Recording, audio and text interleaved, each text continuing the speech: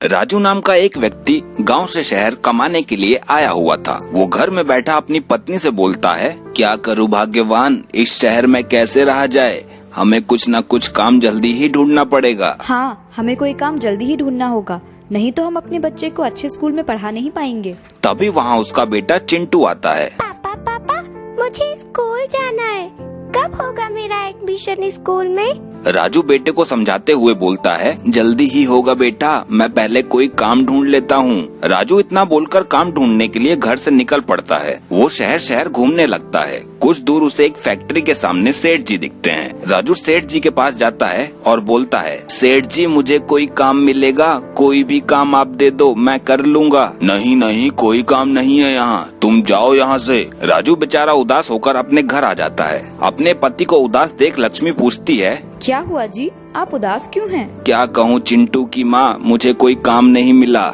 ऐसे तो इस शहर में रहना मुश्किल हो जाएगा। आप फिक्र मत कीजिए, हम मिलकर कोई उपाय निकाल लेंगे। पिताजी, आप चिंता न करें, आपको कोई न कोई नौकरी मिल जाएगी। तीनों घर में सोच ही रहे थे, तभी लक्ष्मी की नजर सामने टूटे हुए ठेले पर पड़ती है। सुनिए जी, एक अच्छा उपाय मिला है, क्यों न हम मिलकर इस टूटे ठेले को ठीक कर दें और इसी ठेले को लेकर शहर शहर में सामान बेच सकते हैं। ये तो अच्छा उपाय है। लक्ष्मी और राजू दोनों उस टूटे ठेले को ठीक करने लगते हैं। सभी मिलकर उस ठेले को नया बनाने में लग जाते हैं। देखते ही देखते वो टूटा ठेला एक नए ठेले का रूप ले लेता है। अब राजू बोलता है, अब हम इस ठेले में बेचेंगे क्या? क्यों ना हम फल बेचें, फल सेहत के लिए सही भी रहेगा और सभी ही बड़े चाव से खाएंगे। ठीक कहती हो लक्ष्मी, मैं अभी गोदाम से फल खरीद कर लाता हूँ। राजू दौड़ता हुआ शहर जाता है और कुछ देर बाद फल खरीद कर घर आ जाता है। अगले सुबह वो अपने बेटे के साथ फल बेचने के लिए शहर शहर घूमने लगता है। फल ले लो फल, ताजा ताजा फ्रेश फल ले लो,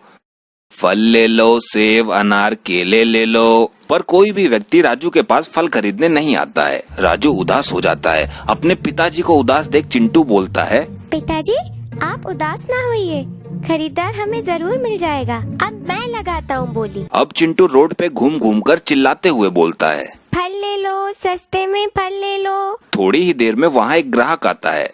कितने में दे रहे हो फल? ग्राहक को देखकर राजू और चिंटू खुश हो जाते हैं। राजू खुश होकर बोलता है, सेब 50 रुपए किलो, केले 20 रुपए दर्जन और अनार 60 रुपए किलो। अरे बाबा, महंगा है, सेब 20 रुपए में दे दो। नहीं नहीं, ये तो काफी सस्ता हो जाएगा, हमें नुकसान हो जाएगा, हम घाटे में आपको नहीं दे सकते। ठीक है, मैं तो चला फिर। ग्राहक चला जाता है और राजू और चिंटू कुछ नहीं कर पाते। शाम होते ही दोनों अपने ठेले को लेकर घर वापस आ जाते हैं। उन सबको देख लक्ष्मी बोलती है, क्या हुआ जी, आज फल बिके या नहीं? क्या बताऊं भाग्यवान, आज तो एक भी फल नहीं बिका। कहीं हमें फल की दुकान खोलकर नुकसान तो नहीं हो रहा ना? अगर ऐसा ही होता रहा तो मैं चिंटू को कभी स्कूल नहीं भेज पाऊंगा। आप चिंता मत कीजिए, हमारा चिंटू जरूर स्कूल जाएगा। लक्ष्मी कुछ देर सोचती है और बोलती है, क्यों ना हम फल के ठेले को लेकर हॉस्पिटल के सामने बेचें, वहाँ अधिक लोग फल खरीदेंगे, वहाँ सबको फल की जरूरत होगी।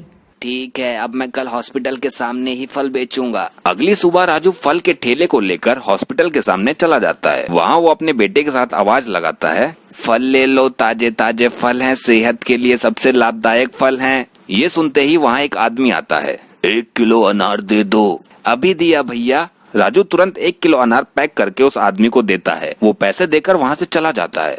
कुछ देर बाद वहाँ फिर एक व्यक्ति आता है।